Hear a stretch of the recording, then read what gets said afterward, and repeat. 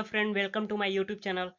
आज के हम इस वीडियो में डेरिवेशन करने वाले हैं zero order reaction and half life period, यानी शून्य कोटि की अवक्रिया का वेग स्थिरांक के सूत्र का निगमन और शून्य कोटि की अवक्रिया का अर्ध आयु काल के सूत्र का निगमन हम इस वीडियो में करेंगे। तो सबसे पहले हम करते क्या है फ्रेंड, सबसे पहले हम मान लेते हैं यहाँ पे let us consider a simple reaction. क्या करेंगे? Let us consider a simple reaction. हम यहाँ पे एक साधारण सा रिएक्शन लेते हैं, ठीक है। तो यहाँ पे हम रिएक्शन जब लेते हैं, यानी रिएक्शन जब हम कराएंगे, तो यहाँ देखिए ए प्लस बी, ये क्या है? ए हमारा रिएक्टेंट है प्लस बी भी रिएक्टेंट है। जब दो रिएक्टेंट का आपस में हम क्रिया कराते हैं तो जो हमारा न्यू फॉर्म मिलता है उसको हम बोलते हैं प्रोडक्ट। तो ये हमारा प्रोडक्ट हो गया। अब यहाँ पे हम देखेंगे इनिशियल अमाउंट, यानी प्रारंभिक मात्रा हमारा क्या होगा। तो प्रारंभिक मात्रा हमारा ए होगा, ठीक है। जहाँ ए को हम बोलते हैं अभिकारक की प्रारंभिक सांद्रता या अभिकारक की प्रारंभिक मात्रा, हम ए को बोलते हैं, ठीक है। तो जब हमारा प्रारंभिक मात्रा ए होगा तो प्रोडक्ट हमारा क्या हो जाएगा? जीरो हो जाएगा, ठीक है। अब बात करेंगे हम आफ्टर टी टाइम के बाद, यानी टी समय बाद। तो टी समय बाद हमारा क्या हो जाएगा? टी समय बाद हमारा अभिकारक की जो सांद्रता होगी, यानी अभिकारक की सांद्रता ए में कुछ चेंजिंग आ जाएगा। चेंज हमारा क्या हो रहा है? चेंज हमारा टी समय बाद हो जाएगा एक्स का चेंजिंग हो जाएगा, ठीक है। टी समय बाद हमारा चेंजिंग एक्स का होगा। तो यहाँ प्रोडक्ट में जो चेंजिंग हमारा आ जाएगा वो भी हमारा एक्स का होगा। हमको फार्मूला डेरिवेशन किसका करना है? तो हम शून्य कोटि के अभिक्रिया के वेग स्थिरांक का फार्मूला को हमको डेरिवेशन करना है। तो हमारा क्या हो जाएगा नेक्स्ट स्टेप में? वेग स्थिरांक यानी रेट है, ठीक है, दर है, ठीक है। तो किसी पदार्थ की दर को ही तो हम वेग स्थिरांक बोलते हैं। तो ये क्या है? रेट पर directly proportional a to the power zero है, ठीक है। हम यहाँ पे जीरो क्यों लिखे हैं ए टू द पावर?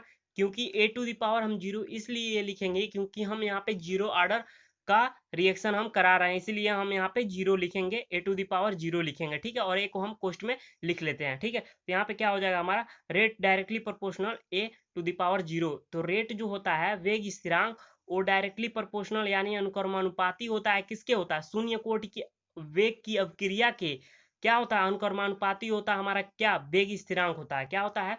वेग स्थिरांक हमारा शून्य कोटि की अवक्रिया के अनुक्रमानुपाती होता है। तो क्या हो जाता है? हम रेट की जगह पे dx अपॉन dt यहाँ पे रख देते हैं, ठीक है। इक्वल टू क्या हो जाता है? जब डायरेक्टली प्रोपोर्शनल यानी अनुक्रमानुपाती का चिन्ह हटता है तो हमारा क्या हो जाता है? एक कांस्टेंट लग जाता है, ठीक है। तो हमने यहाँ पे कांस्टेंट के लगा दिया है, ठीक है।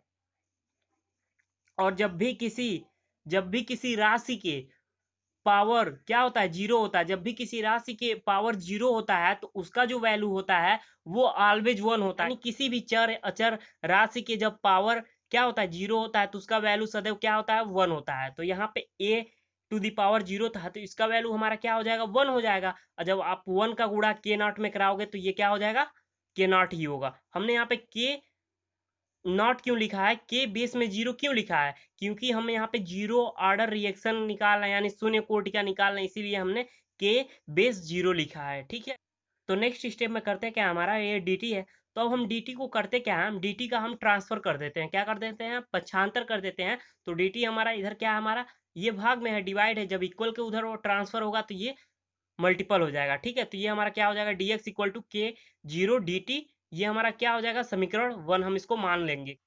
अब हम बात करेंगे नेक्स्ट स्टेप में क्या करेंगे। तो नेक्स्ट स्टेप में हम करते क्या है? The above equation integration on both side. जो हमारा ये इक्वेशन वन है, ऊपर वाला इक्वेशन वन है, अब हम करते क्या है? इसके दोनों तरफ, ठीक है ना, दोनों पक्षों या दोनों तरफ में हम क्या कर देते हैं? समाकलन कर देते हैं। तो हम समीकरण वन में दोनों पक्षों में क्या कर देंगे? समाकलन कर देंगे। तो यहाँ देखिए हमने समाकलन कर दिया है। ये समाकलन का चिन्ह होता है। ये क्या होता है? समाकलन का चिन्ह होता है। तो यहाँ पे हमने समाकलन कर दिया dx का और के जीरो dt का। जब हम समाकलन करेंगे तो क्या होगा? dx का समाकलन हमारा क्या हो जाएगा? x होगा, इक्वल टू के नॉट हमारा क्या है? यानी के जीरो हमारा क्या है? ये जो है हमारा ये कांस्टेंट है तो इसका तो समाकलन होता नहीं है, तो ये क्या हो जाएगा? इंटीग्रेशन के बाहर हो जाएगा। फिर जब हम dt का इंटीग्रेशन करेंगे तो ये क्या हो जाएगा? t हो जाएगा। प्लस आई लग जाता है। क्या लग जाता है? प्लस आई लग जाता है। ये आई क्या है? Where I is integration constant, जहां आई क्या है? समाकलन नियतांक है, ठीक है। अब करेंगे क्या नेक्स्ट स्टेप में? हम नेक्स्ट स्टेप में हम मान लेते हैं, या आप वैल्यू रख दीजिए, ठीक है। तो यहाँ देखिए इफ यानी अगर x बराबर जीरो टी बराबर zero put in equation two. हमने इसको इक्वेशन टू मान लिया है, x इक्वल टू। जब हमने इसका इंटीग्रेशन किया तो जो हमको इक्वेशन मिला, हमने इस इक्वेशन को क्या मान लिया है, इक्वेशन 2 मान लिया। ठीक है, तो हम यहाँ से अब कर क्या रहे हैं, हम यहाँ पे अगर x बराबर 0 और t बराबर 0 पुट करते हैं कहाँ, इक्वेशन 2 में, तो हमको क्या मिलता है अब ये हम देखेंगे। तो जब हमने यहाँ पे इक्वेशन 2 में x का बराबर 0 पुट किया, t बराबर 0 पुट किया, तो यहाँ देखिए ये x के जगह पे 0 गुणे t के जगह पे 0 गुणे के जीरो हो जाएगा प्लस आई। अब जब के जीरो का गुणा जीरो में कराएंगे तो क्या हो जाएगा, ये वैल्यू जीरो हो जाएगा। ठीक है, और यहाँ पे भी जीरो है, तो यानी यहाँ पे हमारा क्या शेष बच रहा है, यहाँ पे हमारा आई बचेगा। ठीक है, तो आई इक्वल टू क्या हमारा वैल्यू मिल जा रहा है, आई इक्वल टू जो हमारा वैल्यू मिलेगा वो मिलेगा हमको जीरो मिलेगा। क्या मिलेगा, जीरो मिलेगा।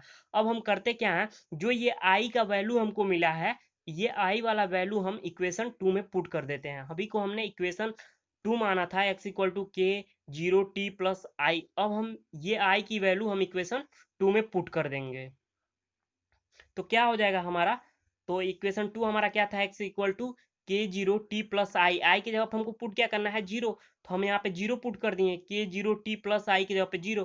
तो अब यहाँ से देखिए हमारा क्या हो जाएगा, अब हम इस वैल्यू को इधर लिख लेते हैं और इस x को हम उधर लिख लेते हैं, तो क्या हो जाएगा, k zero t equal to x हो जाएगा। ठीक है, अब हमको निकालना क्या था, हमको शून्य कोटि की अवक्रिया के वेग स्थिरांक का हमको सूत्र निकालना था। तो हम वेग स्थिरांक को हम किससे दर्शाते हैं, तो वेग स्थिरांक को हम रिप्रेजेंट के से करते हैं। किससे करते हैं, वेग स्थिरांक को हम रिप्रेजेंट के से करते हैं। ठीक है, तो हमको यहाँ पे क्या रोकना है, हमको यहाँ पे के को रोकना है और टी को उधर पक्षांतर कर देना है। तो क्या हो जाएगा, टी हमारा इधर गुणा है, उधर इक्वल के उधर जब ट्रांसफर होगा तो ये हमारा हो जाएगा डिवाइड हो जाएगा। तो यहाँ से क्या हो जाएगा, k zero equal to x upon t. यहाँ पे हम जीरो क्यों लिख रहे हैं, के बेस में, के बेस में हम इसलिए जीरो लिख रहे हैं क्योंकि हम जो ये वैल्यू निकाल रहे हैं ये शून्य कोटि की अवक्रिया के वेग स्थिरांक का वैल्यू निकाल रहे हैं। ठीक है, तो यहाँ पे हमारा क्या मिल जाएगा, k zero equal to x upon t, यही हमारा वैल्यू क्या हो जाएगा, शून्य कोटि की अवक्रिया के वेग स्थिरांक का सूत्र हो जाएगा, k zero equal to x upon t. ठीक है, ये हमारा प्रूफ हो जाता है, शून्य कोटि की अवक्रिया का निगमन प्रूफ हो जाता है। ठीक, अब हम फाइंड करेंगे the first order reaction half life period. ठीक है, तो यानी शून्य कोटि के अवक्रिया का अर्ध आयु काल क्या होता है, अब ये हमको ज्ञात करना है कि ये फार्मूला हमको कैसे प्राप्त होता है। तो अभी हमने एक फार्मूला पढ़ा था, वी नो दैट, क्या पढ़ा था हमने, शून्य कोटि की अवक्रिया के वेग स्थिरांक का फार्मूला क्या होता है, k zero equal to x upon t. ये शून्य कोटि के अवक्रिया के वेग स्थिरांक का फार्मूला होता है। ठीक है, इसको आपको याद रखना है। ठीक, स्टेप में हम करेंगे क्या, इफ अगर x के जगह पे a बटा दो, ठीक है, और t के जगह पे t बटा दो पुट कर दें तो हमारा क्या हो जाएगा, हमारा अर्ध आयु काल निकल जाएगा शून्य कोटि का। ठीक है, हमने t के जगह पे t बटे दो क्यों रखा, क्योंकि हमको ज्ञात क्या करना है, हमको अर्ध आयु ज्ञात करना है। तो इसीलिए हम क्या करते हैं, t के जगह पे हम t बटे दो कर देते हैं, इसका हम ये समय का हम आधा कर देते हैं, तो हमारा क्या हो जाता है, अर्धायु काल निकल जाता है। ठीक है, अब ये वैल्यू हम क्या करते हैं, अब ये वैल्यू हम इस इक्वेशन में पुट कर देते हैं, तो क्या हो जाता है हमारा, k not sorry k zero equal to x upon t था। ठीक है, तो के जीरो इक्वल टू क्या हो जाएगा, एक्स के जगह पे ए बटा दो पुट करना है और टी के जगह पे टी बटा दो पुट करना है। ठीक है, अब क्या होगा, हमको ज्ञात करना अर्धायु काल, तो यानी ये ज्ञात करना है ना, टी हमको ज्ञात करना है, टी यानी अर्धायु काल ये हमको निकालना है। तो अब क्या करते हैं, हम इस टी बटे दो को हम इधर ट्रांसफर कर देते हैं इक्वल के इधर, तो ये हमारा इधर आ जाता है और ये के जीरो हमारा इधर आ जाता है। तो क्या हो जाएगा, टी बटे दो इक्वल टू ए बटा, अब ये जो टू है ये बटे में है, ठीक है, तो ये बटे में है और जब ये के जीरो इधर आता है तो ये भाग बन जाता है, तो ये टू के साथ हमारा गुणा हो जाता है। तो क्या हो जाता है, टी बटे दो इक्वल टू ए बटा टू के जीरो हो जाता है। ठीक है, ये इक्वेशन हमारा टी हाफ इक्वल टू ए बटा टू के जीरो, ये हमारा शून्य कोटि के अर्ध आयु काल का सूत्र का निगमन होता है। ठीक, आप चाहो तो इसको एक स्टेप और बढ़ा सकते हो। आपको करना क्या है, यहाँ देखिए ये हमारा के जीरो होता क्या है, के होता क्या है, हमारा कांस्टेंट होता है। और आप सभी लोग जानते हो जब कांस्टेंट हमारा हटता है तो क्या लगता है, हमारा जब कांस्टेंट हटता है तो डायरेक्टली प्रोपोर्शनल नहीं तो इनवर्सली प्रोपोर्शनल लग जाता है। तो जब हमारा ये कांस्टेंट हटेगा तो हमारा यहाँ पे क्या लग जाएगा, यहाँ पे हमारा कांस्टेंट है 1/2 के जीरो, ये हमारा कांस्टेंट है। तो जब कांस्टेंट हमारा हटता है तो क्या लग जाता है, वहां पे डायरेक्टली प्रोपोर्शनल का चिन्ह लग जाता है। तो जब हम इसको हटाएंगे तो यहाँ पे हमारा कौन सा चिन्ह लग जाएगा, डायरेक्टली प्रोपोर्शनल का चिन्ह लग जाएगा। तो हमारा क्या हो जाएगा, टी हाफ डायरेक्टली प्रोपोर्शनल ए, यानी जो ये इक्वेशन होगा ये भी इक्वेशन हमारा क्या हो जाएगा, शून्य कोटि के अर्धायु काल का ये समीकरण यानी सूत्र होगा। वीडियो देखने के लिए आप सभी लोगों को धन्यवाद।